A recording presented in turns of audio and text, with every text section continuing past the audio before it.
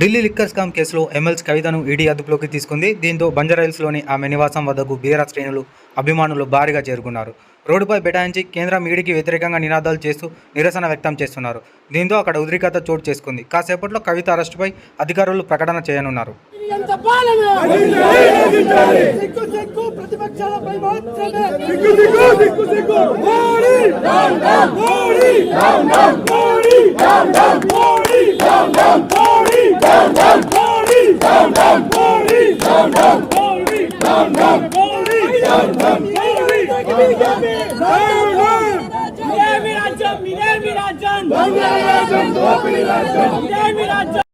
Delhi liquor scam కేసులో MLC కవితను ED అదుపులోకి తీసుకుంది. దీంతో బంజారాహిల్స్లోని ఆమె నివాసం వద్దకు బీఆర్ఎస్ శ్రేణులు, అభిమానులు భారీగా చేరుకున్నారు. రోడ్డుపై బైఠాయించి కేంద్రం ఈడీకి వ్యతిరేకంగా నినాదాలు చేస్తూ నిరసన వ్యక్తం చేస్తున్నారు. దీంతో అక్కడ ఉద్రిక్తత చోటు చేసుకుంది. కాసేపట్లో కవిత అరెస్టుపై అధికారులు ప్రకటన చేయనున్నారు.